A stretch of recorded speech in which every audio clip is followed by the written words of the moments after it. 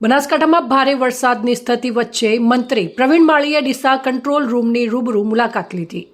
બનાસકાંઠા જિલ્લામાં ભારે વરસાદની સ્થિતિને પગલે રાજ્ય સરકારના વન અને પર્યાવરણ મંત્રી પ્રવીણભાઈ માળીએ ડીસા ખાતે વિવિધ સરકારી કચેરીઓની સરપ્રાઇઝ મુલાકાત લીધી હતી।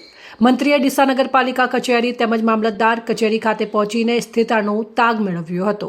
આ મુલાકાત દરમિયાન મંત્રીએ મામલતદાર કચેરી ખાતે ચોમાસાના પાણીના નિકાલ માટે બની રહેલા 100 કૂવાના કામનું સ્થળ પણ નિરીક્ષણ કર્યું હતું। ત્યારબાદ ભારે વરસાદની પરિસ્થિતિ બનાવવામાં આવેલા ઇમરજન્સી કંટ્રોલ રૂમમાં મુલાકાત લઈને કામગીરીની સમીક્ષા કરી હતી। મંત્રીએ અધિકારીઓ પાસેથી જિલ્લામાં વરસાદની સ્થિતિ, નીચાણવાળા વિસ્તારોની પરિસ્થિતિ અને કંટ્રોલ રૂમમાં આવતી ફરિયાદો અંગે વિગતવાર માહિતી મેળવી હતી। જનતાને વરસાદી માહોલમાં તાત્કાલિક રાહત અને મદદ મળી રહે તે માટે કંટ્રોલ રૂમની કામગીરી સુચારુ રીતે ચલાવવા અને મળતી ફરિયાદોનો ત્વરિત નિકાલ લાવવા અધિકારીઓને જરૂરી માર્ગદર્શન અને સૂચનાઓ આપી હતી। આજે બનાસકાંઠાની અંદર ગતરોજ રેડ એલર્ટ હવામાન વિભાગે આપેલું અને આજે પણ ઓરેન્જ એલર્ટ આપેલું છે। એટલે ડીસા નગરપાલિકા દ્વારા તથા ડીસાનો જે કંટ્રોલ રૂમ, જે ડિઝાસ્ટરનો કંટ્રોલ રૂમ છે, એવા મામલતદાર કચેરી ખાતે જ્યાં જ્યાં કંટ્રોલ રૂમ ચાલે તેની મુલાકાત લીધી છે, કેવા પ્રકારના પ્રશ્નો આવે છે અને જે ત્વરિત જે કરવાના કામો છે તે કરવા માટેના પણ સૂચનો કર્યા છે। હાલ 5 ઇંચ જેવો વરસાદ ગતરોજ પડેલો અને સ્થિતિ હાલ કંટ્રોલમાં છે।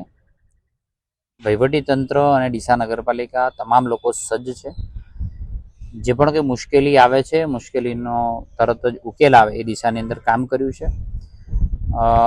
આવનારા સમયની અંદર એવી કોઈ ઘટના ન ઘટે એના માટે વહીવટીતંત્ર પણ સજ્જ છે। હાલ સુધી એવી કોઈ મેજર મુશ્કેલી આવી નથી અને કોઈ જાનહાની પણ થયેલ નથી। જે કંઈ ટૂંકા ગાળા અને લાંબા ગાળાના વરસાદી પાણીના નિકાલ માટેના આયોજનો હોય, જે જગ્યા ઉપર વિકાસના કામો ચાલે છે, ખાસ કરીને એક આઇકોનિક રોડ ડીસાનો બની રહ્યો છે, એવી રીતે અટલ પથ બની રહ્યો છે, એ જગ્યા ઉપર જે સ્ટ્રોમ વોટર માટે જે ડ્રેનેજો અને અંડરગ્રાઉન્ડ ડ્રેનેજ ખોદાય છે, એ જગ્યા ઉપર ખાસ કરીને ક્યાંક ક્યાંક વ્હીકલ ફસાવાના પ્રશ્નો, જે પહેલી વાર ખોદાતું હોય ત્યારે જે એસ્કેવેશન થયું હોય, એ માટીના પુરાણના લીધે જે વ્હીકલ ફસાવાના જે પ્રશ્નો આવ્યા છે તેને ત્વરિત રીતે રેસ્ક્યુ કરી દીધે છે અને તરત જ તેને બીજી રીતે ફિલિંગ કરી અને ફરી મોટરેબલ કરી દેવામાં આવે છે।